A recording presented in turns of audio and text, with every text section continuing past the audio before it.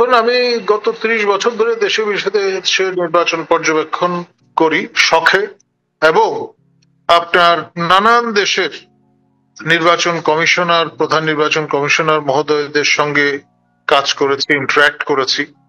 সেই অভিজ্ঞতার আলোকে আমি এবং বাংলাদেশের বিগত নির্বাচনগুলোর সঙ্গে তুলনা করে যে বক্তব্যটি রাখতে চাই সেটি হলো এই, যে আমাদের যে বর্তমান নির্বাচন কমিশন গঠিত হলো এবং আজকে শপথ গ্রহণের মধ্য দিয়ে তারা দায়িত্বভার গ্রহণ করলেন, এই কমিশন এমনকি ইমিডিয়েট পাস্ট যে কমিশনটা কাজী হাবিবুল আউয়াল নেতৃত্বে গঠিত হয়েছিল, সেই কমিশনের তুলনায় লো স্ট্যাটাস একটা কমিশন আমি বলবো, যেখানে বিপ্লবোত্তর এই মানে আপনি আপনি আপনি আপনি এটাকে একটু লো স্ট্যাটাস বলছেন হাবিবুল আওয়ালের কমিশনের তুলনায়? জি, কাজী হাবিবুল আউয়াল কমিশনে ৩ জন কমিশনার ইনক্লুডিং হিমসেলফ, তারা ৩ জন সাবেক সিনিয়র সেক্রেটারি, অর্থাৎ ইকুইভ্যালেন্ট টু 3 স্টার জেনারেল ছিলেন, আর একজন 1 স্টার জেনারেল সামরিক কর্মকর্তা এবং একজন জুডিশিয়াল ব্যাকগ্রাউন্ড থেকে ছিলেন। তো সেই ধারাবাহিকতায় আমরা এখানে দেখলাম স্বয়ং যিনি প্রধান নির্বাচন কমিশনার তিনি সচিব ছিলেন, সিনিয়র সেক্রেটারি ছিলেন না। এক, দ্বিতীয়ত একজন অতিরিক্ত সচিব আছেন সাবেক, আরেকজন সাবেক যুগ্ম সচিব, এবং একজন জেলা ও দায়রা জজ লেভেলের মানুষ, এবং একজন সাবেক 1 স্টার জেনারেল। এখন সেনাবাহিনী থেকে অবসরপ্রাপ্ত অসংখ্য 2 স্টার জেনারেল পাবেন আপনি, এমনকি বেশ কিছু 3 স্টার জেনারেলও পাবেন অবসরপ্রাপ্ত। তো সেই জন্য এই জায়গাটায় আমরা যদি এনশিওর করতে পারতাম যে ন্যূনতম একজন 2 স্টার সাবেক জেনারেল এখানে ইন্ডাক্টেড হলেন, তাহলে আমাদের ওই লিগেসিটা ক্যারি করতে হতো না। আমাদের ব্রিগেডিয়ার সাখাওয়াত প্রথমবারের মতো ইন্ডাক্টেড হয়েছিলেন একজন 1 স্টার জেনারেল, সেই আমলে বিষয়টা ছিল একরকম। কিন্তু আজকে এই সময়ে ডেফিনেটলি আমাদের প্রত্যাশা অনেক, এবং স্ট্যাটাস ওয়াইজ, ব্যাকগ্রাউন্ড ওয়াইজ কমিশনকে আরো দৃঢ়মূল করার সুযোগ ছিল। ওই সুযোগটা আমরা মিস করলাম কেন? এই সোল সার্চিংটা আমার আছে। আর মানে উনি সাবেক কি ছিলেন এটা দিয়ে কি আমরা মাপবো, নাকি ওনার বর্তমান কর্মকাণ্ড কেমন হইতে পারে এটা দিয়ে মাপবো? দেখুন, it's too early to tell. মাত্র তো শপথ গ্রহণ করলেন, তাকে তো চেয়ারে বসতে দিতে হবে, একটা কর্মদিবস অতিক্রম করতে দিতে হবে, কিভাবে তিনি প্রেসের সঙ্গে ইন্টারাক্ট করছেন সেটা দেখতে হবে। সেই দৃষ্টিকোণ থেকে দেখলে ওই জাজমেন্টের আসলে কোনো সুযোগ এখন পর্যন্ত তৈরি হয়নি। কিন্তু তার বিগত যে ট্র্যাক রেকর্ড, আপনার প্রধান নির্বাচন কমিশনার মহোদয় গোটা তিনেক আপনার মন্ত্রণালয়ে সচিবের দায়িত্ব পালন করেছেন, সুনামের সঙ্গেই করেছেন, তার কোনো বদনাম নেই, এবং সেই সঙ্গে সজ্জন ব্যক্তি, তাতে কোনো সন্দেহ নেই। তবে শুরুতেই যে বিষয়টা, বিতর্কটা আমরা সোশ্যাল মিডিয়ামে দেখলাম, কেউ কেউ স্ট্যাটাস দিয়েছেন এইরকম ভাবে যে তার পিতা আপনার ৭১-এ মুক্তিযুদ্ধের বিরোধিতা করেছিলেন এবং আপনার কোট আনকোট রাজাকার লিস্টে তার নাম ছিল, শান্তি কমিটির সদস্য ছিলেন। এখন এই বিষয়টা অ্যাভয়েড করা যেত। আমার কথা হলো, আপনি যখন একজনের প্রক্রিয়া মধ্য দিয়ে তাকে বেটিং করে এই জায়গাটায় নিয়ে আসলেন, হতে পারে যে ইচ্ছাকৃতভাবে হয়তো এটা করা হয়েছে। মানে আপনি বলতে চাচ্ছেন যে পরিবর্তিত বাস্তবতায় আগে যেটাকে অযোগ্যতা বিবেচনা করা হতো, এখন এটাকে যোগ্যতা হিসেবে, সবলতা হিসেবে দেখা হচ্ছে, হতে পারে। Who knows? মানে আমি এই বিষয়ে যেটা আমার দৃষ্টিগোচর হয়েছে সেইটা আমি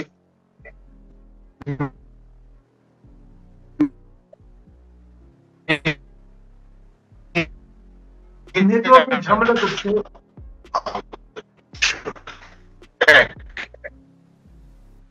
বাংলাদেশে অবস্থাটা যেমন কিন্তু খোলামেলা কথা বলার শুরুই করছেন নানান কারণে। একদম আমরা নিশ্চিতভাবে জানি যে আপনার খোলামেলা কথা বলবার কারণে আপনার সাইবার সিকিউরিটি অ্যাক্টের আওতায় আমাকে সে অ্যাসুরেন্সটা আছে যে কারাবরণ করতে হবে না বা আমার বিরুদ্ধে মামলা রুজু হবে না। আমার অভিজ্ঞতা ভালো না। গত এই নির্বাচন কমিশনের আমলে আমি কুমিল্লা সিটি কর্পোরেশন নিয়ে বক্তব্য রাখবার কারণে আমার বিরুদ্ধে ডিজিটাল সিকিউরিটি অ্যাক্টের আওতায় মামলা রুজু হয়েছিল সাইবার আদালতে চট্টগ্রামে। আবারও সেই চট্টগ্রাম, খেয়াল করে দেখেন, যেহেতু আমার মূল ঠিকানা, স্থায়ী ঠিকানা চট্টগ্রাম বিভাগের অধীনে, সেই কারণে আমাকে সেখানে হাজিরা দিতে হয়েছে। এবং সঙ্গে আমার সঙ্গে যারা শোতে অ্যাটেন্ড করেছিলেন, একজন একজন জাতীয় পর্যায়ের নেতা, তিনি মনিরুল হক চৌধুরী, বর্তমানে ম্যাডাম খালেদা জিয়ার উপদেষ্টা, তিনি ছিলেন 2 নম্বর আসামি, এবং 3 নম্বর আসামি ছিলেন যিনি আপনার মতো অ্যাঙ্করিং করছিলেন, হাসিনা আক্তার, আপনার টেবিল টক ইউকে অ্যাঙ্কর। এবং 1.5 থেকে 2 বছর সে মামলা আমাদের লড়তে হয়েছে। সৌভাগ্যক্রমে আমরা জয়লাভ করেছিলাম, তা না হলে হয়তো এখন আরো নির্যাতিত অবস্থায় থাকতাম। আচ্ছা, আরেকটা কথা আমি বলি, একটা কথা জানতে চাচ্ছি, সেটা হলো আমাদের এখানে একটা আমরা ট্র্যাডিশন দেখছি যে যখন একটা নির্বাচন কমিশন গঠন হয়, সেই নির্বাচন কমিশনের সকল অবসরপ্রাপ্ত ব্যক্তিদেরকে নিয়ে বসানো হয়। তো আমার বক্তব্যটা হলো, অবসরপ্রাপ্ত মানেই কি বেশি অধিকতর যোগ্য? অবসরপ্রাপ্ত মানেই কি তার বেশি শক্ত মেরুদণ্ড সম্পন্ন ব্যক্তি? অবসরপ্রাপ্তদের নিয়েই কেন বসানো হয়? এটার কি কোনো লজিক? যদি তাই হতো তাহলে রকিব কমিশন বলুন, নুরুল হুদা কমিশন বলুন, কাজী হাবিবুল আউয়াল কমিশন বলুন, তাদের ব্যাপারে আমাদের এই রিজার্ভেশন কেন? এখন তারা তো শক্ত সমর্থ লোক ছিলেন, সবাই অবসরপ্রাপ্ত ছিলেন। এখন ফলটা কি হয়েছে? নির্বাচন ব্যবস্থার 12টা বেজেছে। এখন সেই ধারাবাহিকতা একই ছাঁচের মধ্য দিয়ে সার্চ কমিটি, আগের আইন প্রথা, এগুলো মেনে আমরা কিন্তু বর্তমান কমিশনটা পেলাম। এখন দেশে যেটাকে গ্রাম অঞ্চলের মানুষ বলে, আম গাছে জাম হবে না, কমন সেন্স। তো সেই রকমের ইনফারেন্স কেউ হয়তো ড্র করে বসতে পারেন। আর আরেকটা বিষয় হলো যে আমি তো বিভিন্ন দেশে নির্বাচন পর্যবেক্ষণের সুবাদে কাজ করেছি। আপনার সিয়েরা লিওনের আমি দেখেছি চিফ ইলেকশন কমিশনার ছিলেন একজন নারী, এবং তিনি প্রাইমারি স্কুলের টিচার ছিলেন। সাফল্যের সঙ্গে কিন্তু তিনি তার দায়িত্ব পালন করেছেন। নাইজেরিয়ার মতো মোস্ট করাপ্ট কান্ট্রি এবং সামরিক শাসনের জাতাকলে চিরাচ্যাপ্টা, সেই দেশে আপনার একজন সাবেক উপাচার্য, তিনি সাফল্যের সঙ্গে দায়িত্ব পালন করেছেন, প্রফেসর জেগা, এবং বিশ্ব জোড়া তার সুনাম। সেরা আপনার প্রধান নির্বাচন কমিশন হিসেবে দায়িত্ব পালন করেছেন। এই জন্যে আপনার তানজানিয়া বা এলসওয়্যার, সেখানেও কিন্তু কমিশনের পরিসর অনেক বড়। তো ফলে আপনার ভিন্ন পেশার, যেমন আপনি সাংবাদিকতা করেন দীর্ঘদিন ধরে, নির্বাচন নিয়ে আপনার নজর আছে, আপনাকে ইন্ডাক্ট করা যেত, বা আরো যারা সক্রিয় আছেন এই মিডিয়ামে, ইলেকট্রনিক মিডিয়ামে কিংবা প্রিন্ট মিডিয়ায়, তাদেরকে ইন্ডাক্ট করা যেত। এখানে যারা গবেষণা করেন নির্বাচন নিয়ে, যেমন ডক্টর আব্দুল আলিম, তিনি পিএইচডি করেছেন, আমি তার এক্সামিনার ছিলাম জাহাঙ্গীরনগর বিশ্ববিদ্যালয়ে, এই নির্বাচন কমিশন বিষয় নিয়ে তিনি গবেষণা করেছেন, তাকে ইন্ডাক্ট করা যেত। তারপরে আপনার যারা পর্যবেক্ষণের কাজ করেন, যেমন আপনার মুনিরা খান, একজন নারী এবং দীর্ঘদিন ধরে পর্যবেক্ষণ করছেন, পেমার নেতৃত্ব দিচ্ছেন, তার মতো মানুষকে ইন্ডাক্ট করা যেত। অর্থাৎ আপনার সাবেক জনকীর্তক, ইতিবাচক অর্থে, নেতিবাচক অর্থে আমলা, তাদের পুনর্বাসন কেন্দ্রে কেন রূপান্তরিত করা হলো কমিশনকে? আমি এই পয়েন্টটা রেজ করতে চাই। জি, এই কথাটাই কিন্তু বলা হচ্ছে যে এটা তো একটা অনেকে বলেন এটা গণঅভ্যুত্থানের সরকার, অনেকে বলেন এটা একটা বিপ্লবী সরকার, যেভাবেই আপনি এটাকে অভিহিত করেন না কেন, মধ্যে কথাটা হলো এটা গতানুগতিক কোনো সরকার নয়।